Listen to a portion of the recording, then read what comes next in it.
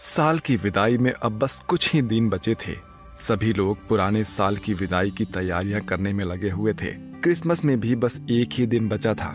सभी लोग अपने घरों को सितारों से सजा रहे थे। स्वीटी और प्रिंस भी बाजार सजावट का सामान खरीदने गए थे।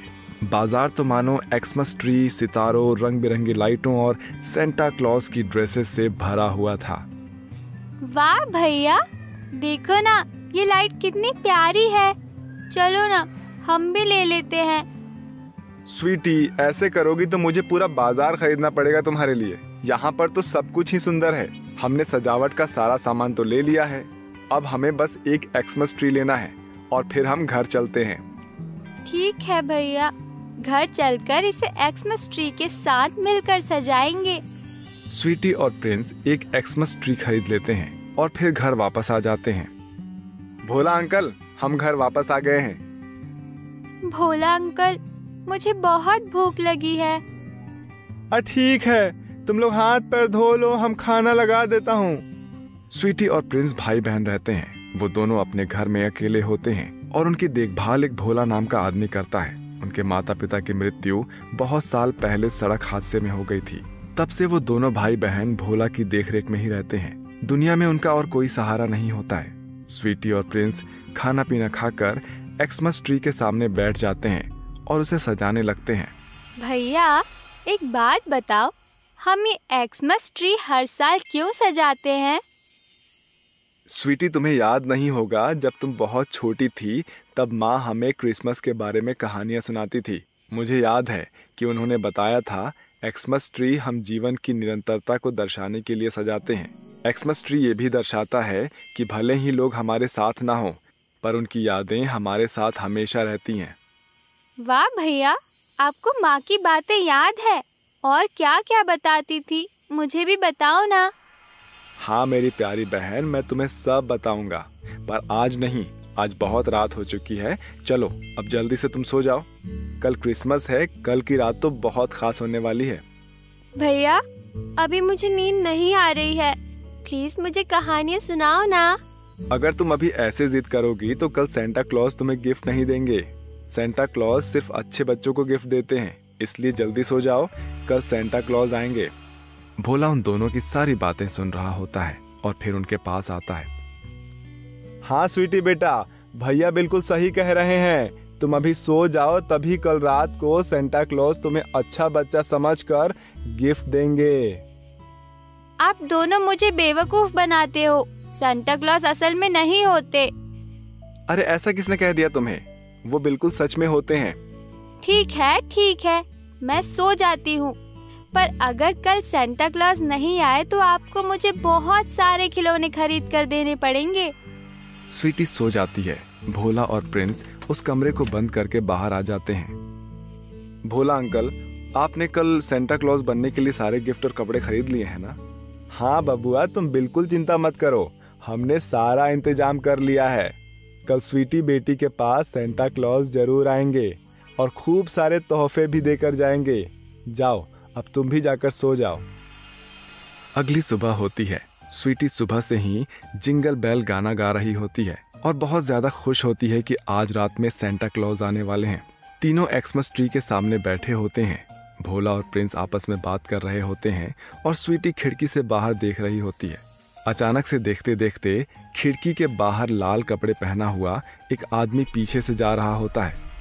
उसे देखकर स्वीटी घर से बाहर आ जाती है और उस आदमी के पीछे पीछे चलने लगती है। वो आदमी आगे चलकर रुक जाता है। हेलो, आप सेंटा क्लॉज हो ना? मुझे लगा था आप तो रात में आओगे। आप तो दिन में ही आ गए। आप मेरे लिए क्या तोहफा लाए हो? प्लीज आप मेरी तरफ देखो ना, अपना चेहरा मुझे दिखाओ। स्वीटी के कहने पर भी वो आदमी स्वीटी की तरफ नहीं मुड़ता। असल में वो स्वीटी की माँ होती है, जो कि अब एक चुड़ैल बन चुकी होती है। सेंटा क्लॉज का ड्रेस पहनकर स्वीटी और प्रिंस को देखने के लिए उनके खिड़की के पास खड़ी होती है, पर वो देख लेती है कि स्वीटी उसे देख रही है, तो वो वहां से मुड़कर जाने लगती है। स्वीटी की बातें सुनते ही उसकी आंखों में आंसू आ जाते हैं। अब वो जल्दी से गायब हो जाती है।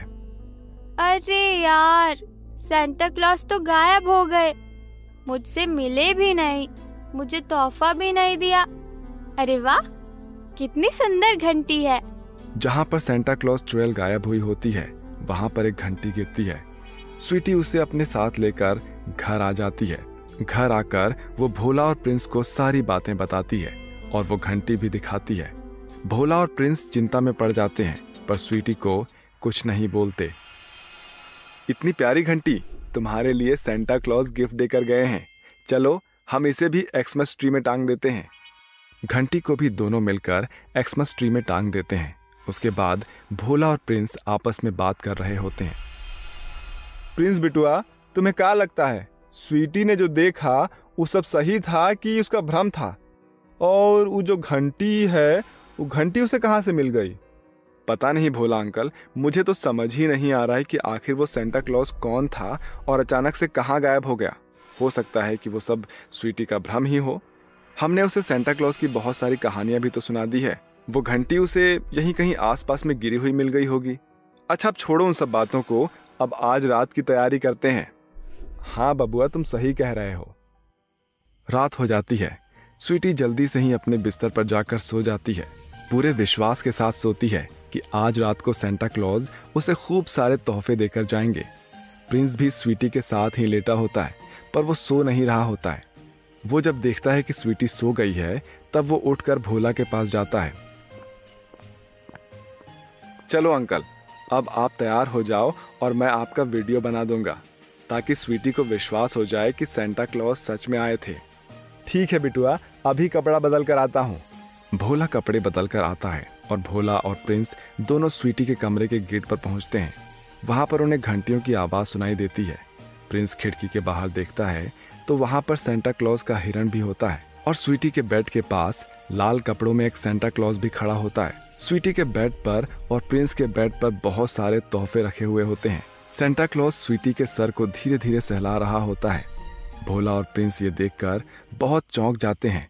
आखिर ये कौन है? भोला और प्रिंस चुपके से जाते हैं और सेंटा क्लॉज के कंधे पर हाथ रखते हैं। सेंटा क्लॉज घबरा जाता है पर उसके पास अब कोई चारा नहीं होता है। धीरे से प्रिंस और भोला की तरफ मुड़ता है। वो एक चुड़ैल होती है। प्रिंस और भोला उसके चेहरे को देखकर चौंक जाते हैं। कौन हो तुम? यहाँ क्या करने आई हो? तुम्हारी भलाई इसी में है कि तुम यहाँ से भाग जाओ। भोला, मैं तुम्हारा बहुत बहुत धन्यवाद करना चाहती हूँ कि मेरे बाद भी तुम मेरे बच्चों का इतना अच्छे से ख्याल रख रहे हो। तुम उसे किसी भी चीज की कमी नहीं होने देते हो। मैं तुम्हारा बहुत शुक्रिया करती हूँ। दीदी, दीदी तुम्हें क्या हो गया है? माँ, ये तुम हो? उनकी आवाज सुनकर स्वीटी भी जाग जाती है। अपने बेड के पास उस चुड़ैल को खड़ा देखकर वो डर जाती है और जोर जोर से चिल्लाती है। पर फिर वो चुड़ैल स्वीटी को गले से लगा लेती है और रोने लगती है। स्वीटी और भोला भी उस चुड़ैल को गले लगा लेते हैं। मेरी मौत के बाद मैं चुड़ैल बन गई थी। तब से मैं तुम लोगों से मिलना चाहती थी पर कभी हिम्मत जुटा नहीं पाई थी। क्रिसमस का समय आया तो मैं अपने आप को रोक नहीं पाई, इसलिए मैं सुबह भी तुम्हें चुपके से देख रही थी पर स्वीटी ने मुझे देख लिया था। हम पहले कितने खुशी खुशी क्रिसमस मनाते थे। मुझे वो दिन बहुत याद आते हैं। अब से मैं हर साल तुम लोगों के साथ क्रिसमस मनाने के लिए सेंटा क्लॉज बनकर आऊंगी। तुम लोग ये घंटी संभाल कर रखना। जब तक ये घंटी यहाँ रहेगी मैं यहाँ आ पाऊंगी। इतना कहते ही धीरे धीरे सुबह होने लगती है और वो चुड़ैल गायब हो जाती है। वो घंटी धीरे धीरे बजने लगती है। अब स्वीटी और प्रिंस को अगले क्रिसमस का इंतजार रहता है।